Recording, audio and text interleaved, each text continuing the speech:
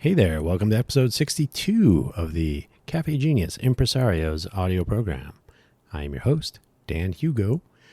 We're recording this on the afternoon of Friday, May 3rd, 2024. This is sort of a part two, from last week's episode, starting our media company here in the Greater Vegas area. Today we're going to be crafting the MRD, following up on episode 61. Hey, I'm repeating myself. We get started on a marketing requirements document, so we know the what and the why and figure out how to get an engineering requirements specification for an open source project developed by Civic Volunteers. All this sounds like a big piece of cake. Today's episode will have some links as usual, hopefully wherever you have found your audio program. This one, you have an episode description. The link section has the usual shameless self-promotion, buymeacoffee.com/Dan Hugo, links to where to find this and the other audio programs I produce, and there will be some more things. We will eventually move to YouTube, continuing the audio programming, and YouTube is now the home of Google Podcasting publication. The Google Podcast application and platform are deprecated, and I think they're actually just gone. So YouTube, the channel is set up. We just have to create some. So the audio stream will move to YouTube and elsewhere, and you will possibly get to join in on some video streaming. All that and more will be updated on the buymeacoffee.com/Dan Hugo profile page. You are under no obligation to buy me any coffee, though my projects are powered by coffee. So we can leave it there. But yes, that's where I will definitely announce, or at least explicitly include links to websites when they launch, YouTube channels, presence, etc., etc. Similarly, Ko-fi.com/Dan Hugo, ko-fi.com/Dan Hugo. Same deal. You're under no obligation to spend any money. The Ko-fi.com platform will be more about actual announcements, I think, and the buymeacoffee.com is more for the tracking down links and other information. It's kind of like a link tree, but more freeform. And they have some other features, but I'm not really trolling for donations or money through those channels, so they're more utility. But hey, if anybody wants to support the cause with coffee, any monies that come in through either of those platforms do indeed go for coffee, and that will be mentioned in future episodes. So now on with the relevant links. I have 3 Wikipedia links. One to their very brief definition of a marketing requirements document, a more detailed, more closer to what I think of from the old days of MRDs, the product requirements document, and then the lean canvas. They call it a business model canvas. I think the lean canvas is actually, it might be trademarked. I'm not sure. But either way, we're referring to the sort of one, I think it would fit very comfortably on one legal 8x14, no, 8.5, what is it? 8x14? Is it? Yeah, something like that. It's the long version. It would fit nicely on a letter size, 8.5 by 11, but inches, I'm talking American units here. What is that, A4? I don't know what the letter, legal? A2? No, B2. Anyway. It has some sections. It's like a big bento. We'll talk about at the end of this episode. So the lean canvas, check that out. I did not include SWOT this time, but I will next week because we're going to talk about this in the next episode. SWOT, strengths, weaknesses, opportunities, and threats. So let's begin with my own references to what an MRD is. Today there's a lot more granularity. That PRD, the product requirements document in the Wikipedia. And by the way, there are more links than you could count about PRDs, MRDs, product planning, project planning, all that. So I picked the Wikipedia pages because they're an easy place to start. Certainly not the best place to end your quest for knowledge about these areas. So they're more granular now. more granular now. It may be a good thing, but I have seen some very long MRDs that are too specific. When it comes to written words about products and service development, they are not always helpful. Why? Because if you sit down, say you're one person like myself, you sit down, you write an MRD, you can call it an MRD or PRD, wish list, whatever it is. You write and write and write. Without any feedback or collaboration, you may be coming up with some things that are silly. You may be writing in your own plot holes if you ever watch movies, continuity errors, things that don't make sense, and so on. So overfitting your MRD or your PRD in the modern era, the PRD is probably closer to what I'm imagining. Overfitting doesn't really help because now you have to undo some of that work, or you scare away your developers, or you confuse things, yourself included. So it's probably preferable to keep an MRD a little bit more on the simple or a little bit more on the aspirational side, but not so much on the maybe we can call it the abstract side, not too concrete. How about that? So and of course, now that AI is coming into town, you'll be like, oh look, AI generated our whole product requirements document, and then I guess give that to your AI coders or something and see what happens. We'll see how the future responds to the advent of AI generated everything. But having a concrete notion of why you intend to build something and for whom you are building it is important. It prevents feature creep, although it doesn't solve it. It prevents confusion down the road, the classic, we built this, but we wanted that. This is actually a real thing. It always happens. I have many stories from the place where I learned about the MRD, the Apple complex, the fruit company.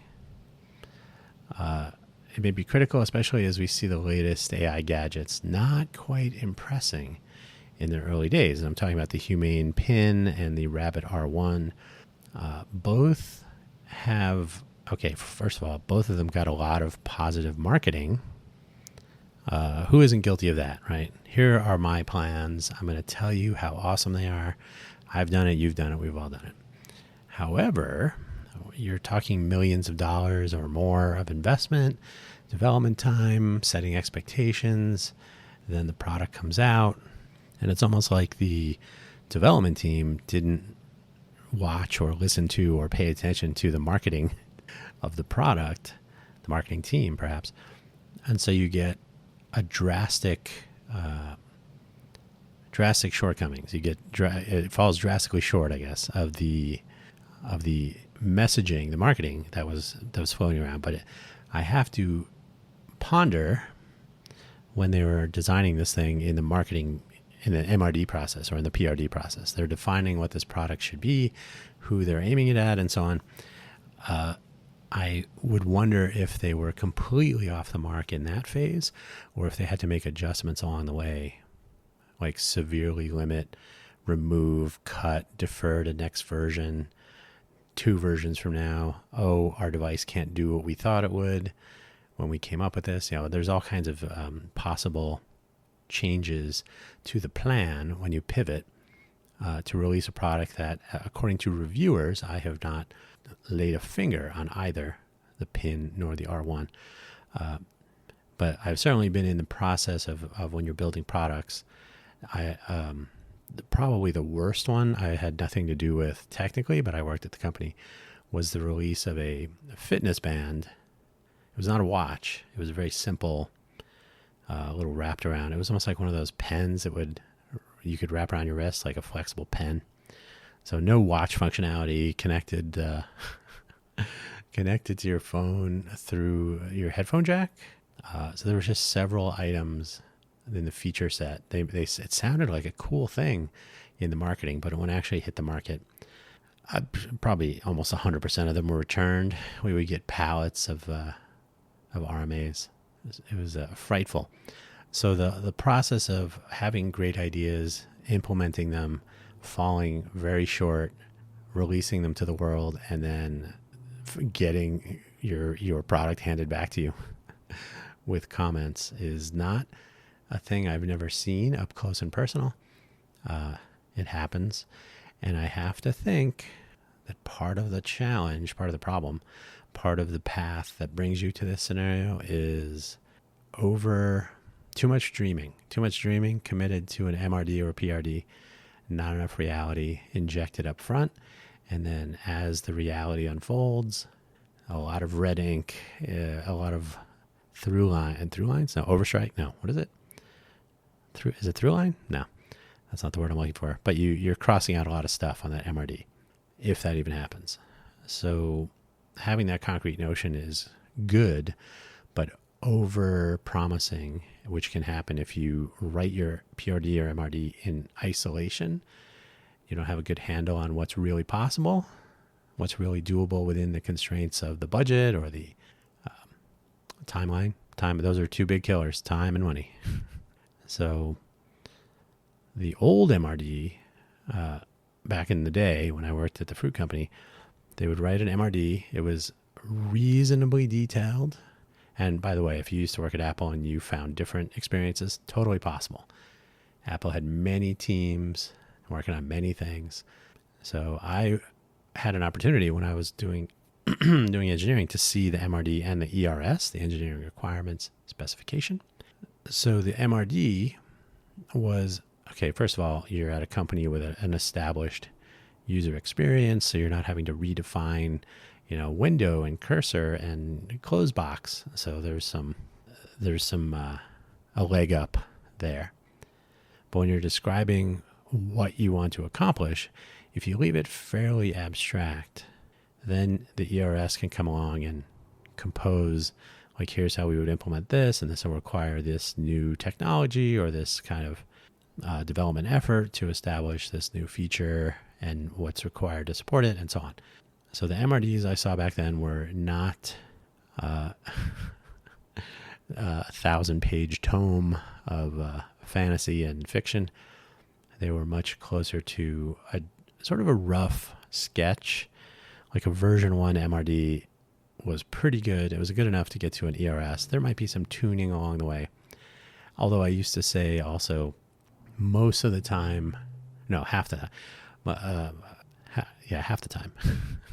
Maybe most, but half of the time, at least half, you are going to discover that your ERS implementation and the MRD evolution have diverged, because over time, the marketing people are getting feedback, and they're getting sales feedback, channel and customer, big customer, education, all the different players start giving a little bit of feedback based on some early marketing and sales and whatnot. So they start tuning the MRD, which you should never do because the ERS was based on that.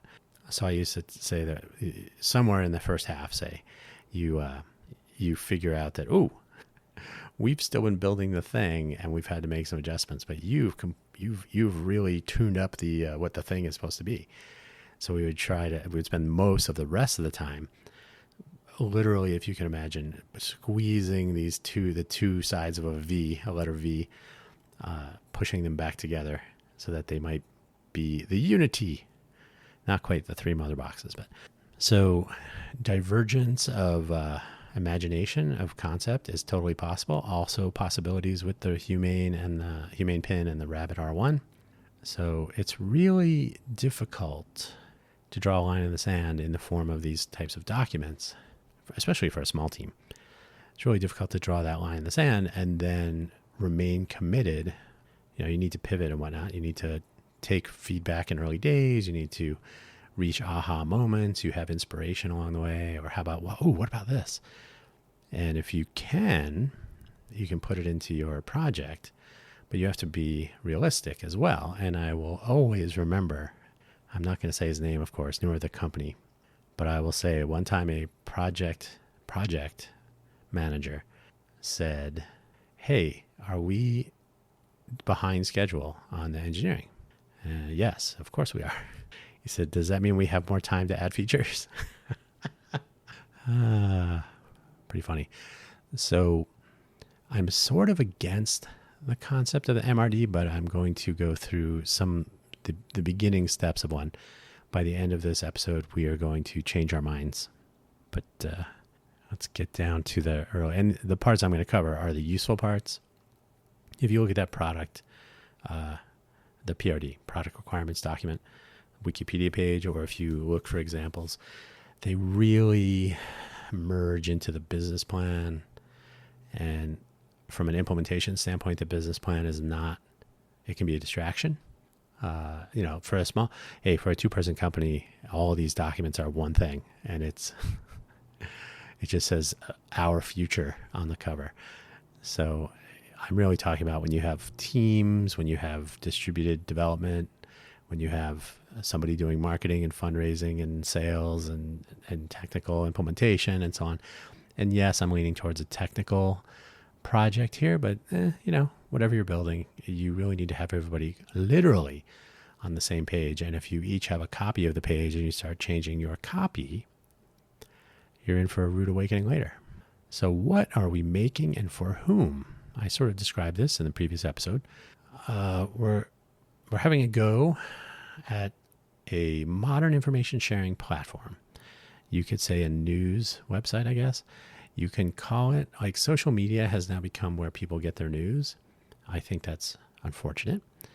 But we'll basically, if I had to say we're going to compete against something, it will be LinkedIn. But calling it a social network is not quite right. However, a place where people can make announcements and publish their projects and startups and new restaurant openings and so on, it's very difficult to get your message onto a platform like your local newspaper, your local paper, not so applicable so much, but your local media companies that are established and legacy. They print media, but they just put it on a website. So it's the inverted triangle, it's the headline. If it leads, it bleeds. So you're getting a lot of coverage about crime and stadiums and shiny things. Oh, I'm launching my startup. I could really use some. No, not interested. Nobody cares. Okay, so local media local media should be a little bit more open to local, in my opinion. When your reporters and your platform are your gatekeepers, you simply don't understand what's going on because you don't get to learn about it. And that's unfortunate. So we'll tackle that, making use of modern and open standards, leveraging some of the old ways, mailing lists, newsletters, type of thing. Hey, why not? And hey, you know what? You're still using HTTPS, hopefully. That's not the new thing. And I always laugh when I hear in my head, this lives in there for free. One of the people that disappeared very quickly from the Innovate for Vegas Foundation volunteer cohort in the first year, he said, why are we thinking about email so much? Why don't we focus more on the blockchain? I'll let you ponder that one. So we really want to make a better overall experience with a higher utility to the reader, to the small businesses, to the people in the locality that never get heard from, never get heard of. Just get your Instagram account. Well, the algorithm will only show people what it likes when you get right down to it, right? So if you can somehow make Instagram happy with your announcement by publishing every day, you're not asking a reporter or a platform to cover a restaurant opening in Vegas. You're asking an algorithm to give it attention. You can get some foodies and some other local content creators, influencers, and so on. So now you're asking for help from more people just to feed an algorithm. So in my opinion, those days have to kind of move away a little bit, or there must be something better. And you would think that local media would be better, but it's sort of the similar problem, except instead of feeding an algorithm, you're feeding a balance sheet, maybe? Not sure. Generally speaking, across the United States, maybe in elsewhere, other places in the world, local media companies are suffering financially. They're not quite raking in the dough as they once did. So does that bode poorly for this model? Not really, because we're not doing what they've been doing. So what are we making it for whom is the subject of this section. The whom, the target audience, is two fundamental groups, this being Vegas. Residents or locals who have interests, as anyone would, about where they live, local government, local issues, resources, school, education, voting, elections, politics. Here, water might be interesting. Other places, it might be snow. It might be road conditions after a blizzard. Here, it would be after a flood, probably. So there are local topical things that are reported on by local news platforms, yes, but getting to that information is not always easy. The example I like to give is the water level of Lake Mead, which is the primary source of water for Southern Nevada, at least most of Southern Nevada. So if Lake Mead water levels start to drop, you begin to hear about it when it's interesting. If you are into not suffering a huge drought and dying of thirst, you should be interested in that all the time. So if you go to our local news websites, you'll see probably in the upper left-hand corner of a web page the weather, the forecast for today or whatever. And I always say, they always report that every day, no matter what it is. Why don't they put right next to it what the water level is of Lake Mead, no matter what it is? So these are opportunities to take what has always been and make it what it could possibly be. I didn't even quote Raymond Loewy. So I'll do that next week for the better version of this, and I will tell you why better at the end of this. If you want to, he's doing product design, so he's thinking selling. So if you want to sell something, if you want to sell something surprising, make it familiar. If you want to sell something familiar, make it surprising. So we're kind of doing both here. So we're going to take the traditional news website as a starting point, and then you can start adding things like, oh, look, they report on the Lake Mead thing all the time. And, oh, I can actually contribute to this information. Another one I talk about here is habitat encroachment. So if you look at nextdoor.com, which is a horrible, horrible website, you get anecdotes about, there's a coyote on my street, there are rattlesnakes, there's scorpions. Welcome to Vegas, the desert. So people are sharing this information anecdotally as words in a forum, and then you get silly responses. Well, what if you actually had a resource, an information sharing platform that you could say, hey, I spotted a coyote on this day at this location. And then you start collecting that data over time, and you can actually show when water's not available or what other circumstances, and more so-called wild animals are making appearances where they normally wouldn't, which is closer to us human wild animals. So keeping track of that and making that available for other people to see would be pretty useful. Good luck getting somebody to report on that. But if you make use of what is called user-generated content or user-submitted open data, perhaps, and so open data capture is a substantial component of what a smart city could be, is listening to the people that live in it and making use of that information. So rather than writing about it, you don't have to tell a story. You literally say, time, date, here's a location on a map. I saw one coyote or two coyotes or three rattlesnakes or a monster. So yeah, pretty straightforward. That's our first audience. And the sub-audience of that would be people who actually want something more. There are some people who are satisfied with Facebook and Instagram and Nextdoor. More power to them. The second is visitors to the greater Vegas area. These might be convention attendees, tourists, gamers, and gamblers, just about anyone here for the fun economy. Don't forget that trademark is pending with the UNLV Office of Economic Development. So these are people who don't necessarily know the best place to find information about Vegas. Now, there are websites that cater to tourists, Vegas.com, various deals, tickets, discount tickets, restaurants, and so on. There are magazines and online publications like Eater, and the list goes on and on. So finding the restaurant, finding the performance, the residents, the latest thing at the Sphere, the latest whatever. These things are usually promoted pretty actively. But if you happen to be in town, if if you're visiting for whatever reason and you're looking for the rest of the story, if you're a Paul Harvey fan, shout out. If you're looking for the rest of the story, that can be a little bit tricky because you have to navigate our local media, which only covers things like murder. So if you're here visiting and you think, wait a minute, they're only talking about stadiums and people getting murdered. And what's the difference, really, when you think about it? That doesn't really help. So how do I get around the city? Well, good luck trying to figure that one out. Open transit. So the Greater Vegas visitor is a non-trivial part of this. And the secret to this would be if you make a good experience for people visiting here, when they go back home, they might be thinking, oh, it'd be cool if we had something like that here. That's a kind of a hand wave.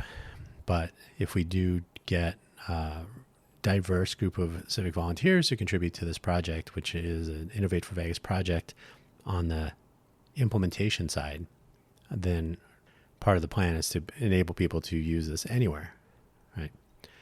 So our deployment, and one example could be like if you use an Android phone, it actually has the Linux kernel running on it. That's the operating system that the Android OS is built upon. So the Linux operating system is free, open source, developed by a tremendous number of very talented people. Some of them get paid for their work.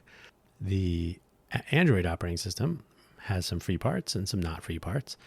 So this is not a new business model I'm talking about here. So the Innovate for Vegas Foundation, the My Muni project, the Smart Social, Open Data Capture Platform, etc. All of these pieces can be assembled and deployed as a commercializable product or service. And then our value for value model will ideally enable some compensation to flow to the civic volunteers who enabled it, as it should be. There is a particular problem with our current media landscape here in Vegas, maybe elsewhere. It's aimed at both groups, the locals and the visitors, where the source material they have access to is not always useful, not always timely, and often skews heavily toward big business, crime, politics, and the fun economy. That the fun economy may not be as powerful where you are, but it rules the world here. So you when you get here or when you live here, you may just be inundated with these popular topics. That's about it. And I know firsthand, if you're trying to accomplish something and you really need to reach out to a greater audience than you yourself have, you are at the mercy of people who control the mailing lists or the whatever outreach they have. And they may just say, meh, not really interested in helping you out. Welcome to Vegas. Unless you are building a stadium, your little project or venture may well end up getting little or no coverage anywhere. The caveat, of course, is that you can just post to LinkedIn, and if people are following you, notice it because the algorithm tunes. We post this podcast to the Cafe Genius page, and there are 10, 15, there's 152 followers of the page. We get about 10 or 15 impressions. That means that LinkedIn said, you're not posting on our platform enough. We're not going to show people your content as often as you would like us to. Neener. That's unfortunate. I mean, it's unfortunate in general. We'll do our own thing and build our own thing and see if we can do it better. Some assumptions. These are probably correct based on examination, but could be wrong. The assumptions, the information sharing platforms we have today are not sufficient. So that is to say, people are looking for some better ways of figuring out what's going on. The established legacy media companies here in Vegas and likely in your town are resource constrained already. The news business is not what it once was, and they are not necessarily serving the entire region so much as serving their own profit needs. So if they're only going to make money publishing crime, politics, stadiums, etc., then that's what you're going to get. And anything else will be, when we get around to it, or this might be interesting, we'll call you back. Or maybe we won't. You might get a human interest story now and then with our TV channels. You might get a 2-minute segment, talk about what you're doing. They'll have you in the studio for a morning program. Of course, people watch TV as usual, so that goes very far. Truth be told, they rely on you to share the clip with your followers and friends. So it's a scam. There is a need. Oh, so that's one of our assumptions, that they are gatekeepers of awareness, and they are not succeeding for us, the people. There is a need for a functional information sharing resource that will aid in discovery and communication at city scale. This has actually been expressed in many forms over recent years. The need for discovery, the need for any discovery here in Vegas, will go a long way. I mean, it's clear that there is a need. It will go a long way if people can actually figure out what's going on in the Vegas area, especially if you live here. Now, you can certainly put in your time and energies to the likes of Meetup and Eventbrite and maybe LinkedIn. Maybe you'll see an ad for something on Instagram, which is the worst platform ever. I continue to scratch my head at this. Like, why is Instagram taken off so much? It's the worst. They've broken the internet. But anyway, so a way to discover things, and I've been talking about this forever, proper calendars, proper maps, proper timelines, so you can figure out what's going on where. So you're not so often, I wanted to see that. I didn't know it was this weekend. So if we can make discovery easier, and I've talked about this several times, just using standard calendar tools would be a good start. Instead, we literally have platforms that publish incorrect information for upcoming events. They literally have no idea what they're doing, and that doesn't help anyone.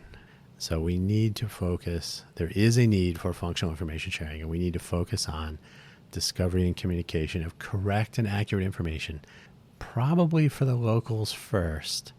But if it works, then it should work for everybody, right? So we'll focus on local events and local scale things. So we're not going to be keeping track of every single concert or every single convention or but we can start with trying to put an end to the silliness of meetup.com, for example. So, and then we assume that there is a technological path to addressing the needs of the marketplace, resident and visiting alike, so that it will be novel and attractive rather than an also-ran, but which will also be useful and usable without being confusing or overly complicated. So this is the Raymond Loewy thing again. So we can make it familiar. It might look at first like, and I'm waving in some hands and pointing at the blue sky. The idea is to not make it so utterly confusing like Vegas Near Me, for example, which is a mobile app that you can try to wade through. Here's everything. Good luck. So try to approach it like modern, one story, one topic per page, some summaries, and something like a news feed. That's a starting point that works. It doesn't mean you have to reinvent the same exact wheel, but you can make it look like a wheel. You can make it turn and hold up a car, but you can do things a little bit better or differently. And then, I can actually add something to this article. Yes, you can add data. We're not really interested in trolling comments or doxing people or things like this. So that will be a balance to test, but the ability to enable participation in data gathering and presentation in useful ways. There is the whole open data platform that exists in Las Vegas. That's the origin story of Code for Vegas. So if we as a smarter smart city could contribute to that, then more things would be visible and discoverable, and not just meetups, but general intelligence about the place you live, the place in which you live, where you live. So those are the three assumptions that I would start with. How about constraints and dependencies? Well, this is an open source project as a starting point. So I made the Linux analogy for Android. So Android has some proprietary parts that are not open source, so that's always a possibility. But we will need to leverage open source tools, methods, libraries, and protocols, not to mention the Civic Volunteer contributors of creative work who will ultimately be a part of making or elevating communities and making them better by being informed, right? An informed populace is a better, more functional populace. Ideally, this project will yield a net benefit for any community, not just the greater Vegas area. And that's been something we've been talking about at the Innovate for Vegas Foundation for several months since probably October 2023, although technically we've been talking about it since October-ish or the summer of 2022, really, but maybe later in 2022. So it's been a topic of discussion. How do we become a more productive or inspirational or both part of a larger effort aimed at community elevation, not only within the greater Vegas area, but elsewhere? And how do we involve people in what we're doing? How do we help out with what they're doing, and so on? So we'll see. We'll see how that works. So that's a constraint, is contributions from Civic Volunteers initially, and as they're open source projects, they would benefit others perhaps, but depends on how this unfolds. But we would depend on open source technologies and people to get this moving. We're bootstrapping. That's another reason to do open source, which means volunteer effort will be rewarded through the Innovate for Vegas Foundation value for value model rather than being paid up front. That sounds like a scam. But again, nothing new here. So people who have been working on the Linux kernel since 1993, when it first got published or posted on a Usenet group, not everyone has been compensated directly as part of the Android project, but the Linux kernel has been used elsewhere and so on, and people have done pretty well. If you say you're a kernel developer on your resume, you know people notice. So there's a long tail that comes from this sort of effort. We are bootstrapping so that we're not getting a ton of money dumped into a bank account with some investors trying to point at things that we should be working on. So we get to develop based on open source and civic volunteer mindsets, which means we get to build from the ground up and focus on the people around us and the things that they need. So while we'll be resource constrained and we will have dependency on volunteer time, the benefit of that comes much later in a platform, in this case, deployed to meet the needs of the people, which you do by listening to what they have to say. And if I can harken back to let's say the Rabbit R1, since that's more humanly priced, even though humane pin sounds like the humane would not be a $700 debacle. The Rabbit R1, had they talked to people, and they may have, but the more you talk to people and the more you show them the thing you're working on and they can try it, and I always use the cooking example. What's the first thing you do when you've cooked to dinner, you put it on the table, you serve it up, people taste, first thing, well, how's it taste? So you show people what you're working on, you let them tell you what they think. Hey, why can't I use my touchscreen? Why is this control, this user input roller thing so difficult to use? A lot of the product version 1 issues that are being panned in the reviews could have been addressed by co-creation efforts, by actually working with real potential users, people who will use your thing, product, service, food, drink, whatever. They'll tell you, and then you can make your product better before you ship it. So we will take advantage of that, but it will be in the early stage bootstrap volunteer phase, and it will be ongoing in our case. So yeah, we'll see. We'll see how that goes. Fingers crossed. And obviously success in Vegas will depend on adoption by readership. So we'll need to develop attachment to eyeballs or earballs, and ideally adoption by content creators. So we would like to have people contributing things like press releases or what they're working on for their startup, what their entrepreneurial endeavor is, small business owners launching new products or services or opening a new restaurant or bar or closing one, unfortunately, educators, education in general, schools, Hollywood 2.0. All these things have potential to be mentioned and included, not as news stories so much as events in a timeline, on a map, on a calendar, with impact on different things, interconnectedness, and so on. So there's all kinds of ideas on the table. We can do things a little bit differently. We can make a familiar thing a surprise.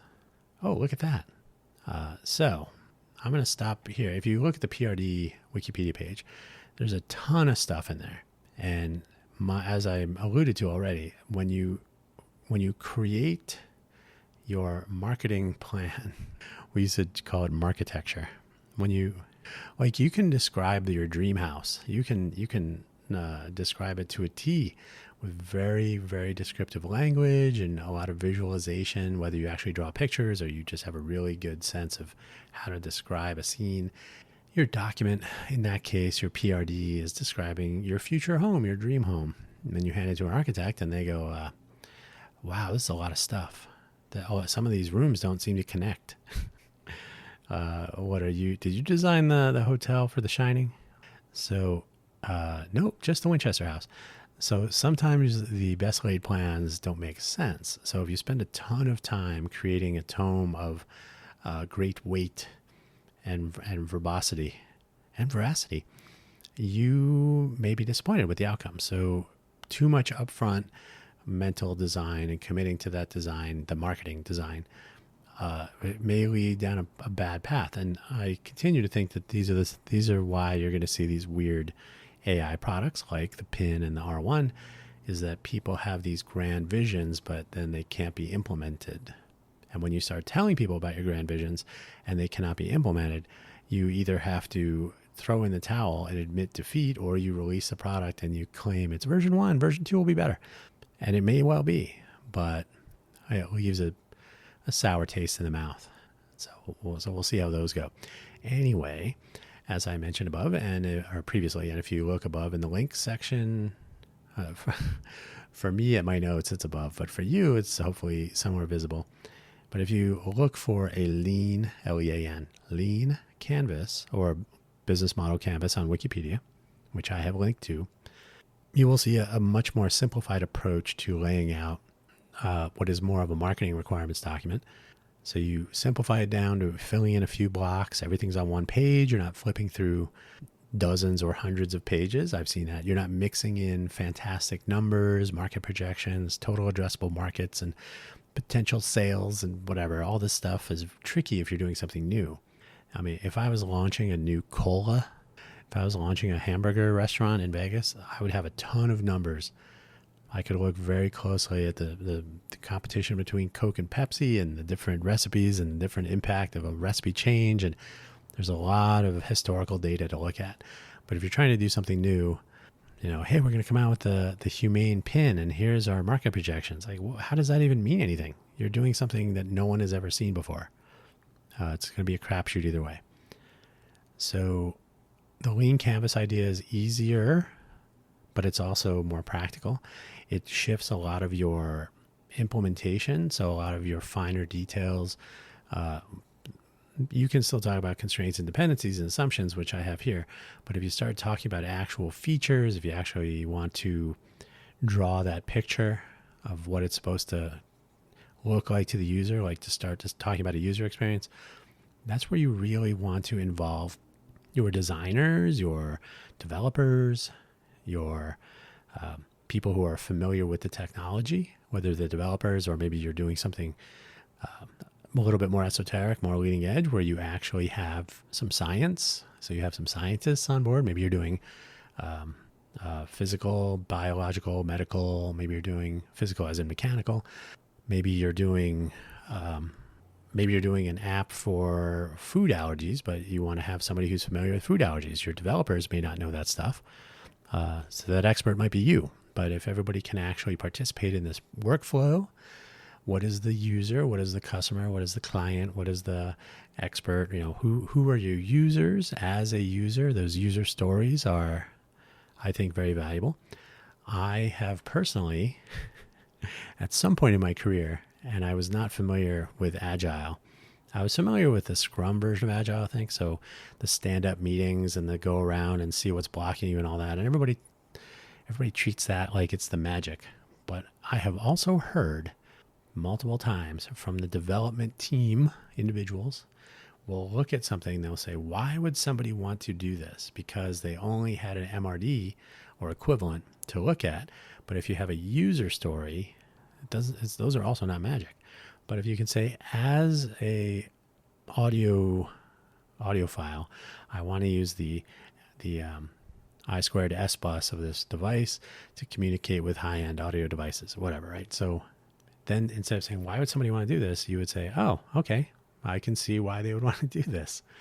So you've spelled out these scenarios so that when someone is looking for a little bit of context, like what does this mean for the use case of a particular feature or technology or whatever, why would somebody want to put ketchup on French fries?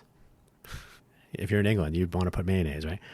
So, or vice versa. So explaining a use case or an example where a person implementing something might say, oh, okay, this makes sense. So it gives some context, gives some reasoning, or possibly more importantly, we can't do this like that, but what they want to accomplish, we can do a different way. So we can do we can get the same result, but we might have to take a different route. So without being too heavy-handed on the route up front, writing this 300,000 page document about how every nut and bolt should go into, you're not designing an aircraft here, hopefully. You allow for some creative implementation to try to meet the needs rather than check off features, right? You may have to move a checkbox, or maybe that should be a drop down, or it could be minor issues like that. It could be, hey, when you tap on this, it doesn't connect to the internet, so you're not going to get answers to your questions like you expected you would without adding a SIM card. So there's all kinds of gaps that can be discovered when you connect your developers and their implementation effort and knowledge with the visionary of the marketing person, or the person that's come up with this idea. Maybe you're the entrepreneur, but whatever it is. But if people who are intimately involved with the vision and the implementation are actually on the same page for a lot of the time, you'll probably end up with a better outcome, at least version 1. So the business plan part is fine. That can be done along the way. Since we're bootstrapping, you would do it up front if you're looking for investment. But mixing in business plan with implementation details are tricky. It can muddle the process. If I'm your engineer, I'm not really looking at your total addressable market. I need to know, do we need to have more memory? Do we need to have a camera? Like, what are you expecting this thing to do? And I'm not even kidding. One of the products I worked on, there were all kinds of signals. If you're familiar with a processor, CPU, a sort of an embedded processor, so it had peripherals on board. The bullet list of features was one thing, but then the features that were brought out to the circuit board and run to the signals available to actually use on this particular implementation was only a subset. So, hey, how come this pin is not brought out? Well, that's the way it is. So not knowing what your customer needs up front, if you're committing to a hardware design or making a mechanical device or something like this, it's very critical. It's just plain critical to talk to your users and find out what their use cases are and understand who it is you're trying to sell this to or make this for. And the same goes for our platform here. We have the luxury of making a software platform so that we can adjust it forever along the way, as long as we have infinite time and resources, of course. So writing out an MRD can get into the weeds, especially if this is the starting point of an implementer. Starting point, my screen was dimming, sorry. This is a starting point for the implementor, so your designers and developers of a technical project. So if they have to read through your MRD or your PRD and try to figure out what you're really intending, you may or may not end up with the same elephant. So the ERS could be written from an MRD, but if possible, why not include the conceptual discussion with the implementation discussion? So why not stop trying to write a creative writing assignment for what the app should look like and do, and think about a user story approach where you can actually describe who wants to do what with this thing, and then the implementers can say, oh, okay, we'll add that to this epic. We'll get started on it, and it will impact this, and so on. And I think I started this earlier. I didn't even know what Agile was. I didn't finish my thought. I didn't know what Agile was, really. I had done the Scrum, the stand-ups, and all this. But the user story notion, I had only sort of touched on, but it was not part of a Scrum. Anyway, at some point, I was looking through a spec, and I said, why are not specs implemented as like issues or bugs in a bug database or an issue database? Why do we have to read all this stuff and then you just create bugs anyway? If you actually create your feature set, what you're trying to accomplish, how, why, if you make those issues, or in this case, user stories, as you are implementing them, you can mark it as completed, or you can mark it as blocked, or this one has to be split into two so that we can address these two, so you can actually use the tools to benefit the project. So when you take the extra effort to write an MRD or a PRD, you will almost certainly need to take some of that and translate it into the equivalent of user stories, or however the ERS approach will be. The ERS is probably something I will talk about in the Let's Innovate for Vegas episodes. We have to talk about several things over there. And the fact that I'm one person working on both sides of this will either complicate or make easier some things. So we'll see. But coming to the end, if we, I was checking the time, not too bad. If we can set this aside now, the MRD, PRD concept, next week, so episode 63, I will take a look at the business model or lean canvas. And like I said, I think lean canvas might be a trademark. Business model canvas, it's fairly straightforward. There are still, important questions to answer to fill in the different blocks, but it's a one page. Everybody can see it.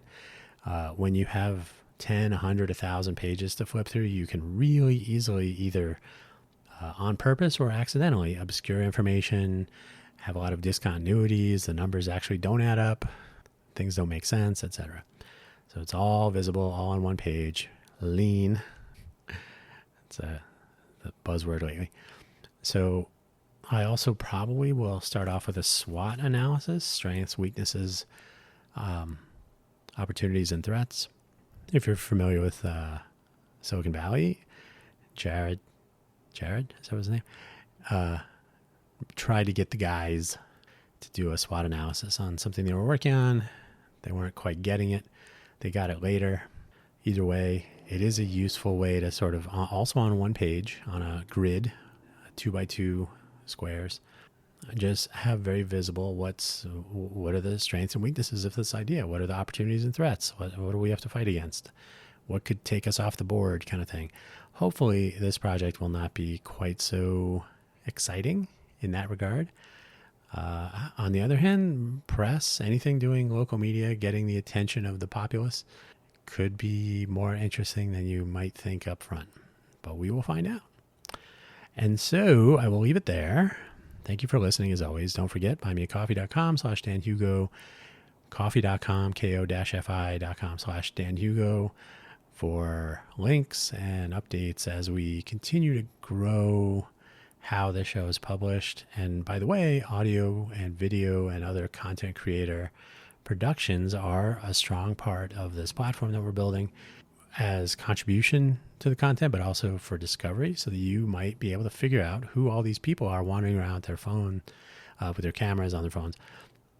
Every single restaurant, bar, pool, strip feature, crosswalk, everything. You always see people creating videos and content. You have no idea who they are. So let's make them more visible for not only people who live here, but people visiting, because that is who they're doing it for. And that will be part of the puzzle, discovery. And that's where I'll leave it today on this, the 3rd of May, 2024. Happy Friday. Bye-bye.